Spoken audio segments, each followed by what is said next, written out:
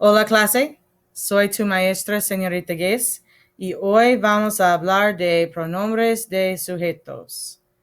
En inglés son los subject pronouns. Subject pronouns are what we use to know who is doing a particular action. So if I just said threw the ball, you would assume a word got left off because you don't know who threw the ball. You would say, you threw it, he threw it, they threw it. What's going on? We have to use a word in English to tell us who did what action because most of our verbs are the same for every single person who does an action. So, subject pronouns are super important for that reason. In Spanish, you'll find out there's another way to tell who is doing what, but you're still going to make good use of this chart. So I want you to get really good and comfortable with this chart. I want you to be best friends with this chart. You're going to see this chart a lot. So welcome and get used to it. This chart is divided into really 6 boxes. I know you're going to say that table has way more than 6 boxes. Okay. This table has more than 6 boxes for labeling purposes only. And if you'll actually notice, yours does not have some of these extra boxes here. I'm going to be putting in the English in those boxes. But for the sake of argument, there are 6 main boxes. Is 2 columns. The columns are always divided into singular, singular, and plural, plural. Plural is, of course, more than one if you forgot your second grade English grammar. We also have 3 rows. Our 3 rows are primera persona, first person, segunda persona, second person, and tercera persona, third person. Primera persona, if you remember when your English teacher will talk about a story being written in first person narrative or first person voice, that means that the person telling the story is also doing all the action in the story. When you're speaking in primera persona, the speaker is part of the action. They're the one doing the action. It's either just them, which in English would be the pronoun I, or it's them with somebody else, which would be we. Segunda persona does not get talked about very much. It is when you're talking to someone. Specifically, a lot of times we think of like you're telling someone to do something. So if I say, you did that, like I'm asking a question, you did that, that's second persona. Also, if I am talking to somebody, I tell them to do something, shut the door. That would be segunda persona. Tercera persona is when you're talking about someone. And most stories are, of course, written in third person, limited, or omniscient, meaning we're talking about people doing things. These are your he, your she, and your they. So let's get started in Espanol, shall we? Primera persona, singular, would be yo. Yo fui al mercado. In inglés, I went to the market. Plural would mean that I went with somebody else. And if I say Bob and I went to the store, I can just as easily say we went to the store. In Espanol es nosotros. Repite, nosotros, nosotros. It looks really long and scary. It's actually not that hard. Okay?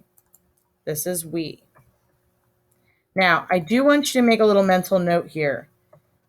Just like I said, if I said Bob and I went to the store, Bobby yo, that belongs in that same spot with your nosotros. That'll be more important when we get into verbs, but I just want you to have a note of it now.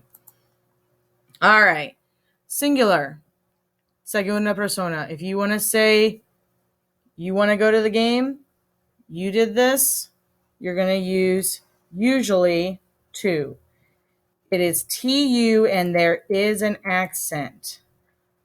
If you look on the beginning information of this site, there is a file that tells you all the codes you can use to be able to make accents. The only problem is, apparently, while I'm recording, those codes don't work. So I'm going to be using the pen for my accents, but you don't need to. 2 is you singular, and it's specifically used with people you are familiar with. So I will always call it the you familiar. All right. It is for people that you are friends with, people that are family, good family, really close family. You use it with pets, use it with small children. You use it with people who you feel that are on the same playing field with you and that you don't feel a particular need to show a higher level of respect for. So that is our 2. Then there is vosotros, and vosotros is kind of special. It is you plural, first of all.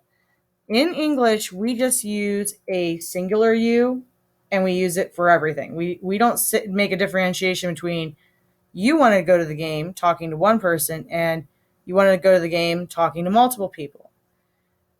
We just use you. Sometimes we will say you guys or y'all or you all. That's becoming more popular again. But for right now, we just have this you.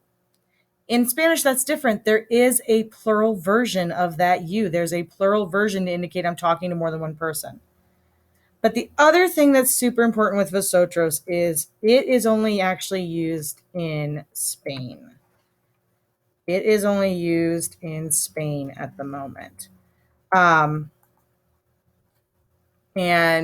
therefore you won't actually be seeing it on a lot of your tests. That was supposed to be a squiggle to make that an enye, and it failed at life, but you're going to understand that because I'm telling you that it failed at life.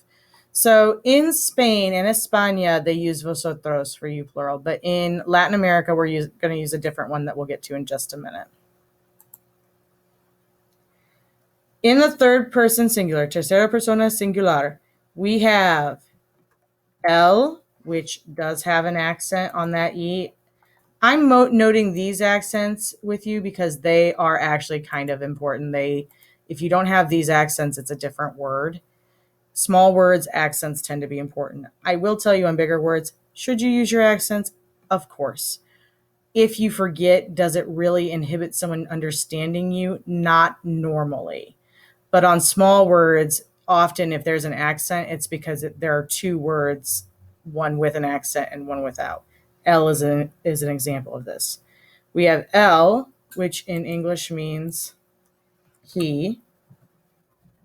And if we have he, we of course need the counterpart and more important. Oh, wait, not more important. Sorry, gentlemen. The counterpart, ella, which is she. Not Ella, ella. Get it straight. That double L is either a Y or a J sound. It's either ella or Asia, but it's never Ella. We have one other guy that has to go in this box that's kind of important. We need to put usted over here. Usted is our you for more formal situations. This would be your boss, older people, people you don't know well and you're not on a first name basis with. But wait a minute, if you're talking to them, shouldn't that still be second person?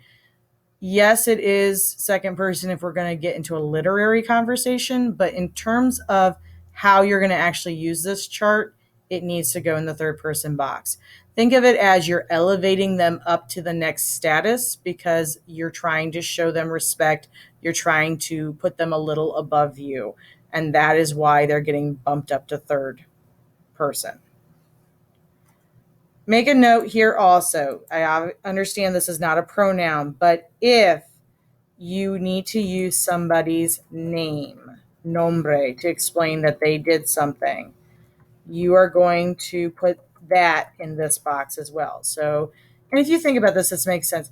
I can say Joe threw the ball, Joe tiró la pelota, or I can say he threw the ball, él tiró la pelota. It has more to do with whether or not you know who he is, right? They both belong in this box. And just like we have singular for third person, we also have plural. We have ellos. Ellos is they. It is used for either a group of all men, masculine, or it can be used for a mixed group, men and women.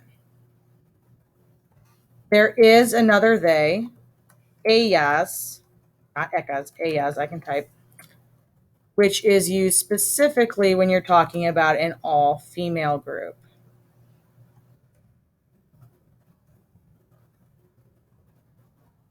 Now, I should note there is a nosotras and a vosotras that is actually supposed to be when it's an all-female group, but they're kind of falling out of favor. I don't see them used as much in modern writing, but the ellas is still around pretty strong. Now, I wouldn't be surprised if at some point this streamlines and they're both gone, but for right now, I'm going to make sure you know ellas because I do see it used fairly frequently. And then there is ustedes. Ustedes is also you, but it's you plural. You guessed it. And this is the one you use everywhere except Spain. Okay, this is the Latin American you plural.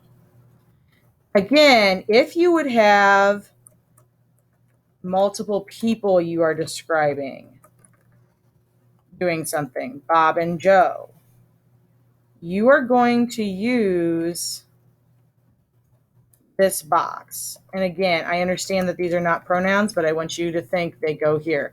Bob and Joe, Bob y Jose would be replaced with ellos. So now let's start practicing. I want you to do this section 1 through 8 using the second person or the you pronouns, some of which are in our second person boxes and some of which are in our third person boxes. So your choices are tú, vosotros, usted, and ustedes. For the moment, I want you to treat vosotros as being familiar and informal, kind of like tú. I want you to use it for the plural tú. And I want you to use ustedes for a plural when you feel you should be a little more formal. I would like you to pause the video at this moment, give it a try on your own, and then we'll go over the answers. Excelente. Repasamos. Bien. La maestra de español. Technically speaking, you should use usted when you're talking to la maestra de español, me. I'm going to tell you right now, most of my students don't. I am very comfortable with you using tú. That's totally cool. But if we want to talk about what would be right by societal standards, usted is technically better because you're trying to show me some respect. If you wrote me a formal email, it might not be a bad idea. Tu amigo. Your amigo is your friend. Of course, with your friend, you're going to be using something less formal. So you should be using tú. And again, on your copy, make sure you're putting the accents. I'm going to do my best to do so with these little pen devices that I'm getting used to. So, tú. Dos amigos. Now we need to go over to our plural side. And if we're going to stick with this pattern of sticking with the informal with tú, we should go over and use vosotros. Now, if you put ustedes and you're like, dude, I went to Mexico. They never used vosotros. I studied Spanish in high school. We never used vosotros. It's fine. I'm not going to be upset with you, and it won't be counted wrong on a test. But I want you to understand this chart. So for right now, I'm going to put vosotros there. El Señor Lopez. If I am calling him Mr. Lopez rather than George. Some of you get that reference? How old am I? Okay. El Señor Lopez. I'm going to be using usted. If we're not close enough that I can use his first name, I should definitely be using usted. Los padres de tu amigo. Now, your amigo, of course, you used tú. But their parents, you probably are still saying Mr. and Mrs. last name. If you're really comfortable with them, you might use vosotros, but we're going to go ahead and put ustedes here because you're probably showing them a little more respect. If amigo's too not the one that you would think of as being formal, think of first time you're meeting boyfriend, girlfriend, significant others, parents. You are definitely using a little bit more formal language that first time to make sure that you make a good impression. Tus amigos, Jose y Paco, plural, informal, we're going to use vosotros. El Dr. Garcia, again, I'm probably not on a first name basis if I'm saying Dr. Garcia. So in that case, I want to stick to usted. Tu mama, this can be tricky for people, but usually your mama, you lived in her house, you lived in your mom's house, you probably are going to be using tú. Now, exceptions. Big exception would be if for some reason you and your mom don't know each other very well, you might feel you need to use usted. Probably more commonly, this would be the exception. You are broke and you need money, and you go to mom and you're like, puedo tener 50 dólares, por favor. Usted es la más bonita de todas las madres de todo el mundo. You're like trying to lay it on thick because you're asking mama for money. All right. Or you're asking mama for something. If you're asking mama for something, you may want to throw in the usted. But normally, because you're on a familiar basis, you're going to use to. Now, we're going to do the second section. And again, I'm going to ask you to pause in a second and try these on your own. These I want you to use mostly the third persons, the él, ella, ellos, and ellas. But I threw nosotros in here because I want you to get in that habit that if you see a name yo, that is the same as nosotros. It's a mistake a lot of people make if they don't make this habit now. So pause the video, give it a try, and then start up again and let's see where we're at. Bueno, ¿estamos listos para repasar? Bien. Andres. Andres is a boy's name. There's just one of him. So we are going to use él. And again, I'm going to have to get out the little pen, and I'm going to have to do the little chica because it doesn't let me do it otherwise. And that's a terrible chica, but you get the point. There's my accent.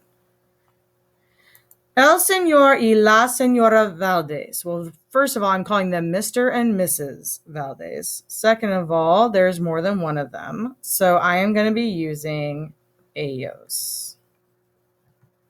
I have a Mr. and a Miss is, which means I have a mixed group. Ellos is appropriate. Tú y yo. The second you see somebody y yo, your brain should go nosotros, we. Elena is a girl's name. There's just one of her, so we should be using ella.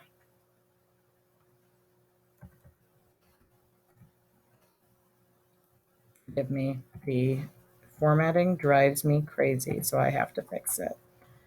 Roberto, Luis, y Alvaro. These are all boys' names. And as we just said, boys plural. There's more than one of them. We don't have yo in here anywhere, so we're going to be using ellos. Tu hermana. You might have had trouble with this. Hermana is your sister.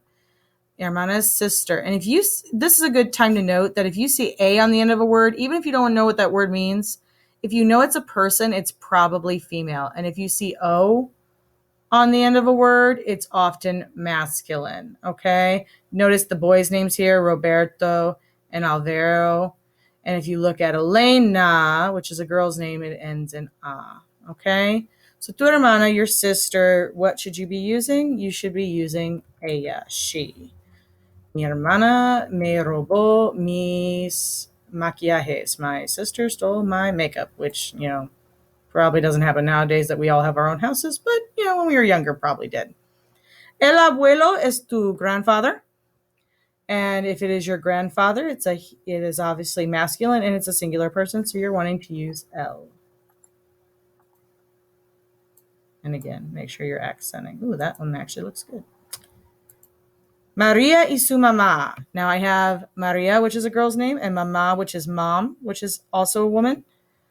More than one, we're going to use a yes. Marcela y yo. As soon as you see that yo, your brain should go, nosotros it is. And then maestro, this would be a male teacher, and you should therefore be using él.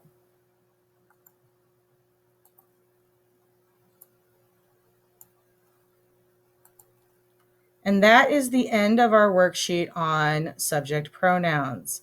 I'm going to suggest that you also watch the next video, which is on the verbo ser, so that you understand how to use these with a verb. If you have any questions, please feel free to comment or send me an email or a message here on Canvas. And otherwise, good luck with the rest of your studies. Have a great day. Bye. Adios.